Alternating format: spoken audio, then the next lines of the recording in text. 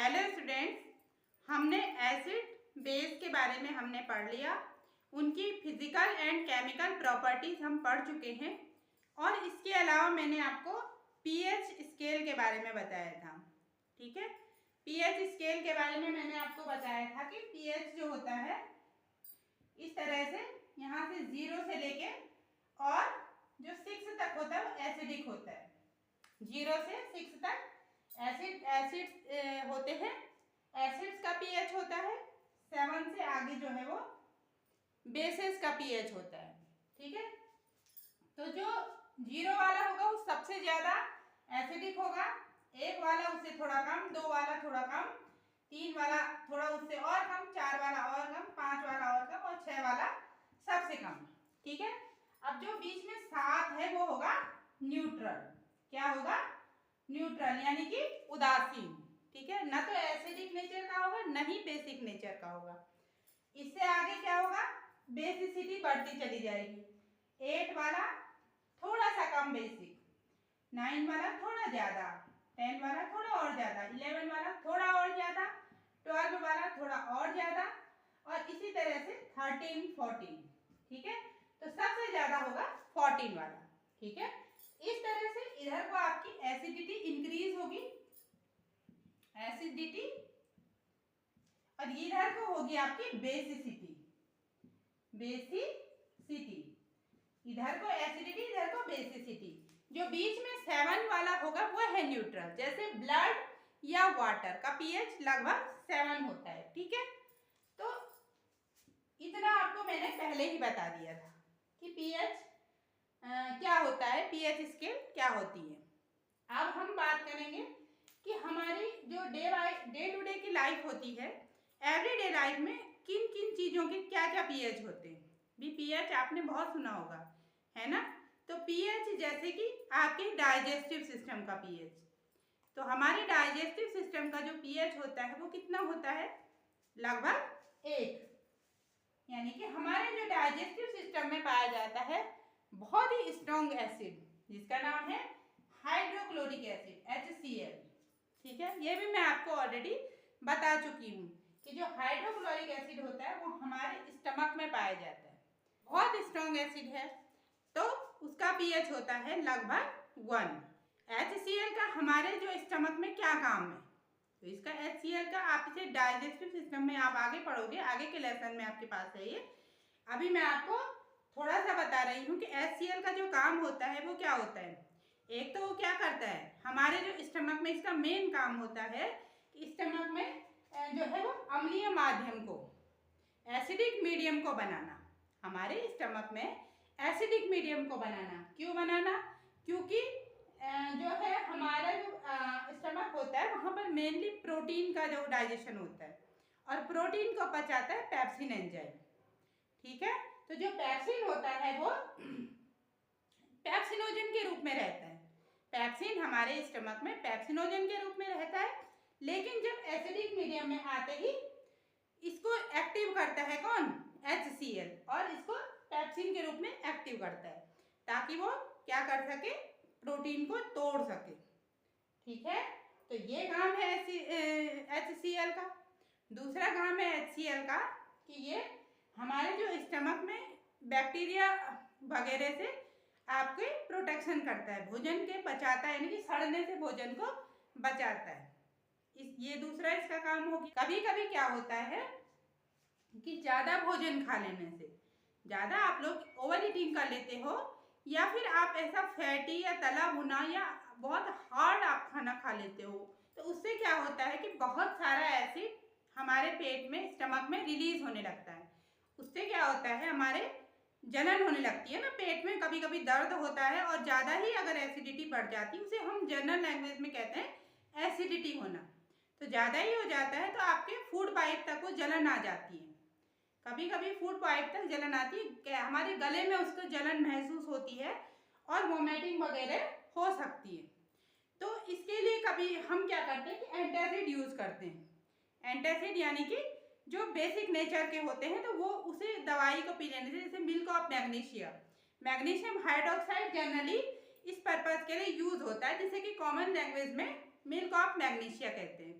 तो इससे क्या होगा कि जो एसिड होगा वो न्यूट्रल हो जाएगा। बेस के साथ रिएक्शन करने से आपने न्यूट्रलाइजेशन रिएक्शन में पढ़ा है, तो न्यूट्रल हो जाएगा और इससे आपको इस प्रॉब्लम से छुटकारा मिल सकता है।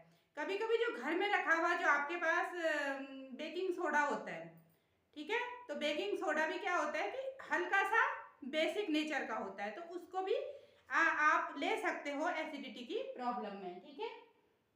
तो इस प्रकार से जो होता है हमारे जो स्टमक का जो पीएच होता है HCl की वजह से एसिडिक होता है।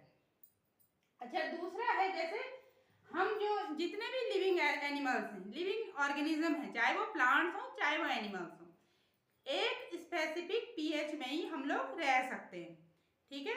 तो मतलब जनरली क्या होता है कि जिस पीएच में एनिमल्स सर्वाइव करते हैं या प्लांट सर्वाइव करते हैं वो लगभग 7 से 8 के बीच में होता है, इससे ज़्यादा नहीं, है ना तो बहुत ज़्यादा बेसिक नेचर में रह सकते हैं, ना बहुत ज़्यादा एसिडिक मीडियम में रह सकते हैं। हम रहेंगे तो जनरली सारे प्लांट्स और एनिमल्स लगभग 7 से 8 के बीच में ही सर्वाइव कर पाते हैं। अब अगर थोड़ा बहुत पीएच चेंज हो जाता है, माना थोड़ा बेसिक हो गया या थोड़ा एसिडिक हो गया, तो थोड़ा बहुत तो कोई भी हम सर्वाइव कर लेंगे। लेकिन अगर पीएच लेवल ज़्यादा एसिडिक हो जाए या ज़्यादा बेसिक हो जाए तो सर्वाइवल में दिक्कत आ जाती है। कभी कभी क्या होता है कि जो जनरल जो रेन वाटर होता है उसका जो पीएच होता है, कभी क्या होता है बहुत ज़्यादा 5.5 से कम हो जाता है, समझ रहे हो, यहाँ से कम हो जाता है, इधर की तरफ को डिक्रीज होने लगता है, यानी कि एसिडिटी उसमें बहुत बढ़ जाती है। तो 5.5 से अगर कम रेन वाटर का जो पीएच होता है तो वो बहुत हार्मफुल होता है, उसे ही हम कॉमन लैंग्वेज में एसिड रेन कहते हैं, ठीक है। तो ये एसिड रेन क्यों होती है, क्योंकि हमारे जो एटमॉस्फेयर में बहुत सारे क्या होते हैं सल्फर के ऑक्साइड और नाइट्रोजन के ऑक्साइड होते हैं पॉल्यूटेंट्स के रूप में, जो फैक्ट्रियों से निकलते हैं और आपके जो फ्यूल वगैरह जलाया जाता है या गाड़ियों के जो धुआं जलने से आता है, ये सारे के सारे हमारे एटमॉस्फेयर में जमा हो जाते हैं, है ना।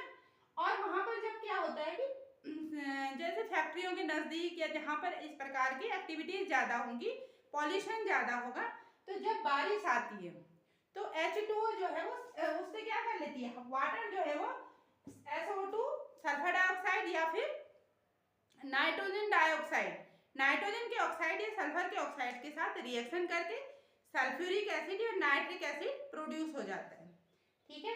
तो जहाँ पर फिर रेन में नाइट्रिक एसिड बन जाता है या सल्फ्यूरिक एसिड बन जाता है, तो उस प्रकार की बारिश को हम कहेंगे एसिड रेन, ठीक है। तो इस प्रकार की बारिश अगर आपके शरीर में पड़ेगी तो खुजली होगी, इरिटेशन होगी, इचिंग होगी और फफोले भी हो सकते हैं। अगर ज़्यादा ही एसिडिटी हो गई है तो और भी हार्मफुल हो जाएगा, और प्लांट्स के लिए तो ये और ही ज़्यादा हार्मफुल होते हैं, क्योंकि पेड़ पौधे जो है वो बहुत ज़्यादा आपकी उनको नुकसान पहुंच जाता है। जो एनिमल्स होते हैं, अब यही पानी जो है वो नदियों में, तालाबों में, समुद्र में जाएगा, तो वहाँ पर भी क्या करेगा, जो वहाँ की जो एनिमल्स होंगे, प्लांट्स होंगे, उन्हें नुकसान पहुँचाएगा। क्यों? क्योंकि पीएच लेवल कम हो गया है, एसिडिटी उसमें बढ़ गई है, ठीक है। तो इस प्रकार से आप देख रहे हो कि पीएच का क्या क्या इफेक्ट होता है ना। और जैसे पीएच आपका, आपने डॉक्टर के पास सुना होगा, आपने अक्सर क्या होता है बच्चों, छोटे बच्चों को खास तौर पर ये प्रॉब्लम होती है कि दांत उनके खराब हो जाते हैं। दांतों में जो कीड़ा कहते हैं ना, वो कोई कीड़ा नहीं होता है, क्या होता है वो दांत जो काले हो जाते हैं, सड़न हो जाती है उनमें, वो कोई कीड़ा नहीं होता। वो आमतौर पर हम कहते हैं दांत में कीड़ा लग गया है, वो कोई कीड़ा नहीं होता है, बल्कि वो क्या होता है हमारे मुंह में जो है जनरली हमारे मुंह का जो क्या होता है, हमारी सलाइवा होती है हल्की सी एल्कलाइन, हल्का बेसिक होता है, हल्का क्षारीय माध्यम, हल्का बेसिक जो मीडियम होता है वो हमारे मुंह का होता है, सलाइवा का होता है, ठीक है। तो सलाइवा जब तक हल्का क्षारीय माध्यम है हमारे मुंह में तब तक ठीक है। लेकिन अक्सर हम लोग क्या करते हैं, खास तौर पर बच्चे बहुत सारा मीठा खा लेते हैं, चॉकलेट्स वगैरह खाएंगे और वो सब दांतों में चिपक जाता है। उसके बाद जो है वो दांतों को ढंग से क्लीन नहीं करेंगे, तो जो मुंह में चॉकलेट्स वगैरह रहती हैं उससे क्या होगा, बहुत सारे जर्म्स, बैक्टीरिया वहाँ पर प्रोड्यूस हो जाएंगे, बहुत सारे बैक्टीरिया प्रोड्यूस होंगे, और बैक्टीरिया क्या करेंगे, वो करते हैं एसिड को जनरेट करते हैं। ठीक है, जब एसिड कैसे बनाते हो, उसी चॉकलेट को उसी खाने के जो कण फंस जाते हैं ना अपने दांतों में, तो उन्हें ही वो क्या करेंगे, डाइजेस्ट करेंगे, तोड़ेंगे और उसके टूटने से आपके मुंह में एसिड का प्रोडक्शन होगा। ठीक है, एसिड आपके मुंह में बन जाती है। अब अगर इसका आप अगर माउथ क्लीनिंग सही से कर रहे हो तो तब तो क्या होगा कि आपके दांत सुरक्षित रहेंगे, लेकिन बच्चे अक्सर मानते नहीं है कहना, इसीलिए उनके दांत अक्सर खराब हो जाते हैं। तो वो इसी वजह से होते हैं कि बैक्टीरिया जिस एसिड को प्रोड्यूस करते हैं उस एसिड से क्या होता है कि दांतों के जो इनेमल होता है, तो बैक्टीरिया जो है वो एसिड को प्रोड्यूस करते हैं और जो हमारे जो दांतों का इनेमल होता है, ठीक है, जो बाहरी जो हार्डर जो होते हैं ना दांतों के बाहर से, जो सबसे कठोर जो मजबूत जो आवरण होता है उसे इनेमल कहते हैं। वो इनेमल होता है बहुत ज़्यादा हार्ड और उस पर जो है वो जनरली पानी से कोई फर्क नहीं पड़ता है। लेकिन अगर मुंह में एसिडिटी बढ़ जाती है, एसिडिक मीडियम माउथ का हो जाएगा, तो वो धीरे धीरे इनेमल को नष्ट करने लगता है। ठीक है, तो इसीलिए क्या होता है कि दांत शुरू में काले होंगे और धीरे धीरे आप देखोगे कि जिस पर जो है वो बैक्टीरिया वहाँ पर बहुत सारे हो जाते हैं और एसिड की वजह से ही इनेमल वहाँ पर खराब होने लगता है, दांतों की सड़न होती है और दांत धीरे धीरे नष्ट मतलब सड़ने लगते हैं। तो ये भी होता है पीएच लेवल चेंज होने से माउथ का। तो ये हो गया। अगर आपसे पूछा जाए कि आपका गार्डन जो है, जहाँ पर आप क्या करते हो, अपना छोटा सा आपका जो गार्डन है या बड़ा सा गार्डन है या आपने गमले में भी कोई पौधा लगाया हुआ है, तो उस सॉइल का पीएच क्या है, तो इसे आप कैसे जानोगे कि सॉइल का पीएच क्या है। तो कैसे जानोगे, आपको क्या करना है कि जिस भी सॉइल का आपको पीएच मालूम करना है, आपको वो मिट्टी ले लेनी है और उसे पानी में घोल लेना है। ठीक है, पानी में घोलेंगे आप और उसके बाद आप क्या करोगे, उसको फिल्टर कर देना है। तो जो फिल्ट्रेट आपके पास बचेगा, छाना हुआ जो पानी होगा, सॉल्यूशन होगा, वो छाना हुआ जो पानी होगा, जो फिल्ट्रेट होगा, उस पर आपने क्या करना है, पीएच लेवल उसका चेक करना है। ठीक है, जो यूनिवर्सल इंडिकेटर्स होते हैं आप उसे जनरली उनका यूज़ करके या लेबोरेटरी में यूज़ करके इंडिकेटर्स का आप पीएच देख सकते हैं कि एसिडिक है या बेसिक है। ठीक है, तो इस तरह से आप अपने गार्डन का या अपने गमलों की मिट्टी का पीएच भी जान सकते हैं। अच्छा, कभी कभी क्या होता है कि कुछ जैसे कीड़े वगैरह होते हैं, जैसे कि चींटी काटती है या फिर मधुमक्खी डंक मारती है। कभी आपने मधुमक्खी ने डंक मारा होगा या कभी चींटी ने जरूर काटा होगा आपको, तो क्या होता है वहाँ पर जलन होती है, बहुत ज़्यादा दर्द और जलन होती है वहाँ पर। ऐसा क्यों होता है? ऐसा इसलिए होता है क्योंकि जो चींटी होती है उस पे वो जब आपको डंक मारती है ना, तो एक एसिड का वो सिक्रेशन करती है और वो एसिड का नाम होता है मीथेनोइक एसिड। क्या नाम होता है उसका? Methanoic acid. तो जो ये मीथेनोइक एसिड होता है, ये चींटी अपने बचाव के लिए, है ना, जीव जंतु अपने बचाव के लिए मीथेनोइक एसिड का जैसे वो स्राव कर देती है, सीक्रेट कर देती है, उससे आपके जब वो आपकी ब्लड में हो, बॉडी में इंजेक्ट हो जाएगा, तो आपको वहाँ पर बहुत जलन होगी और दर्द होगा, तो बिकॉज ऑफ मीथेनोइक एसिड। ऐसे एक प्लांट होता है, एनिमल्स में नहीं बल्कि प्लांट्स में भी ऐसा होता है। एक पौधा होता है जंगली पौधा, वाइल्ड जो प्लांट होता है जिसका नाम है नेटर। नेटर जो प्लांट होता है, कभी उसकी पत्तियां आपने देखी होंगी, उसकी पत्तियों में छोटे छोटे कांटे बने, ऐसी चौड़ी चौड़ी पत्तियां होती है उसकी, और छोटे छोटे छोटे छोटे उस पर असंख्य जो होते हैं, बहुत सारे उस पर छोटे छोटे कांटे होते हैं।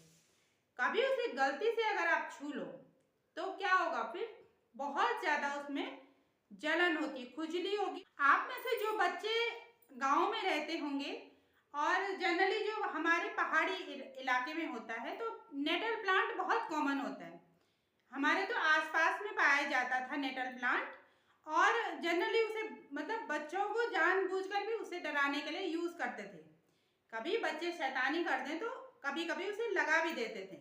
तो नेटल हमारे जनरल मतलब जो कॉमन लैंग्वेज में उसे हम वो बोलते थे कंडाली, कंडाली बोलते हैं। और वैसे उसे बिच्छू घास बोलते हैं, सुना होगा आपने बिच्छू घास, और इंग्लिश में उसे नेटल प्लांट कहते हैं। ठीक है, तो कभी नेटल जो स्टिंग चुभ जाती है, नेटल अगर आप गलती से छू लो या आपको लग जाए तो फफोले हो जाते हैं एकदम से, बहुत जलन होती है, असहनीय आप पीड़ा समझ लीजिए उसे। तो उसके लिए उसका इलाज भी था, इलाज उसी के पास में डॉग प्लांट होता है, डॉग प्लांट। ठीक है, डॉग प्लांट भी बहुत जनरली पाया जाता है कहीं भी सड़क किनारे, और जनरली उसी नेटल प्लांट के आसपास होता है। तो डॉग प्लांट जो होता है ये तो मेथेनोइक एसिड होता है, इसमें भी नेटल प्लांट में भी मेथेनोइक एसिड होता है जिसकी वजह से जलन होती थी। और जो डॉग प्लांट होता है इसमें इसका जो नेचर होता है वो होता है बेसिक नेचर। तो क्या करते थे, इसकी पत्तियों को पीस कर उसका रस लगा देने से उसका नेटल प्लांट का जो है वो असर कम हो जाता है, या वो उसको न्यूट्रलाइज कर देता था उसके असर को। तो इस तरह से जो प्लांट्स में भी इस प्रकार के एसिड्स पाए जाते हैं।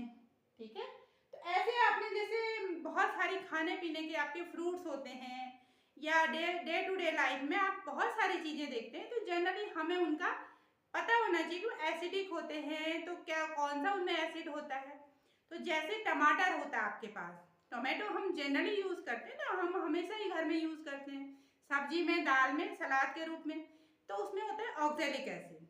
ठीक है, जो आपका दही होता है, दही में होता है आपका लैक्टिक एसिड, और लेमन जूस में और ऑरेंज वगैरह में जितने भी उसी फैमिली के होते हैं उनमें होता है सिट्रिक एसिड।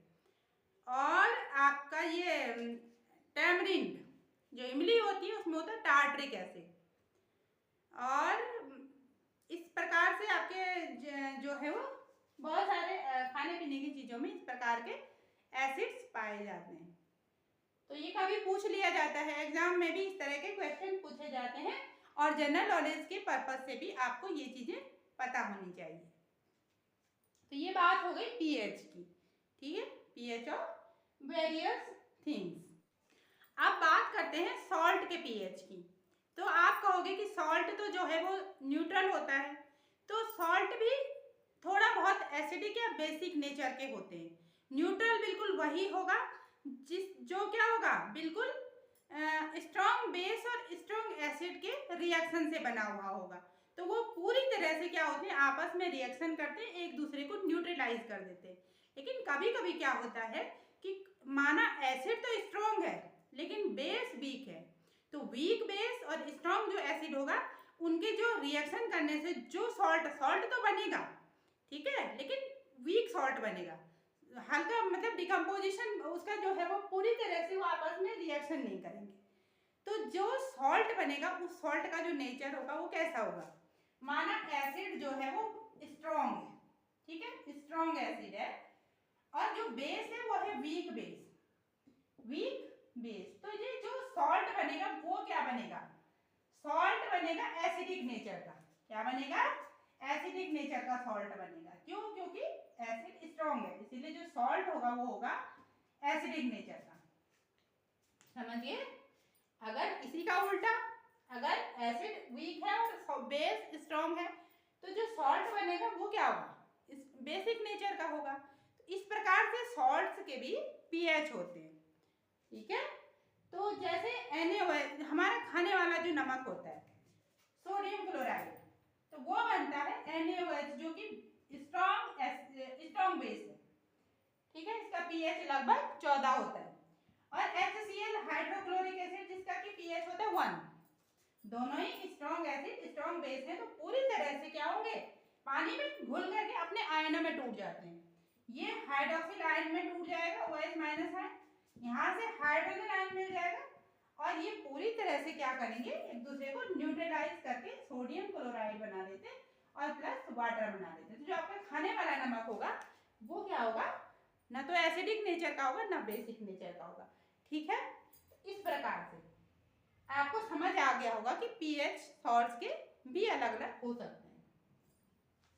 अब सॉल्ट जैसे हमने NaCl की बात करी, तो ये NaCl हमें मिलता कहाँ से है, सोडियम क्लोराइड हमें कहाँ से मिलता है, जो खाने वाला नमक होता है, तो जनरली हमें ये समुद्र से मिलता है, सी वाटर से ही हमें ये मिलता है। वहाँ पर क्या होता है कि जो इंडस्ट्रियल पर्पज से जो है वो बहुत सारे समुद्र के किनारे बेड्स बनाए जाते हैं, वहाँ पर समुद्र के पानी को जो है इकट्ठा करके इवेपोरेशन के माध्यम से क्या किया जाता है, इसको क्रिस्टलाइज किया जाता है और सोडियम क्लोराइड हमको मिल जाता है ना। पानी में ऑलरेडी समुद्र के पानी में सोडियम क्लोराइड होता है, तो पानी को इवेपोराइज करके और समुद्र जो सोडियम क्लोराइड है उसके क्रिस्टल हमको मिल जाते हैं। वो वहाँ पर क्या होता है, अब वो जो क्रिस्टल्स होते हैं वो क्या होते हैं, इम्प्योर होते हैं, उसमें बहुत सारी गंदगी होती है, मिट्टी वगैरह जो भी है ना। खाली पानी इवेपोराइज हो जाएगा और चीज़ें थोड़ी इवेपोराइज होंगी, है ना। तो वो जो इम्प्योरिटीज होती हैं उनको क्या किया जाता है, फिर फैक्ट्रीज में ला करके उनको प्योर किया जाता है और जो हमारे खाने लायक नमक बनाया जाता है, ठीक है। तो आपने इसी उसमें मतलब जो गांधी जी का दांडी जो मार्च हुआ था, है ना, तो वो उसका भी आपकी बुक में दे रखा है। तो मैं इसलिए बता रही हूँ कि गांधी जी का जो दांडी मार्च, वैसे आपको पता होगा, एसएसटी वगैरह में आपने पढ़ा होगा, तो उन्होंने नमक के लिए किया था ना। अंग्रेजों ने जो है वो नमक पर भी टैक्स लगा दिया था। नमक जैसी साधारण सी चीज जो कि नेचर में अवेलेबल है उस पर भी टैक्स लगा दिया। तो फिर उन्होंने कहा था कि आप क्या करो, सारे लोग आप खुद नमक बनाओ, है ना। तो घर घर में प्रत्येक व्यक्ति को उन्होंने नमक बनाना सिखाया था कि आप अपने घर में खाने लायक नमक खुद बना सकते हैं। तो ये इससे जुड़ा हुआ आपकी बुक में था, तो मैंने आपको बताया है, ठीक है। ये तो हो गई सोडियम क्लोराइड की बात। अब ये जो सोडियम क्लोराइड है, इससे भी बहुत सारे केमिकल्स बनते हैं, बहुत सारी चीज़ों की मैन्युफैक्चरिंग में ये काम आता है।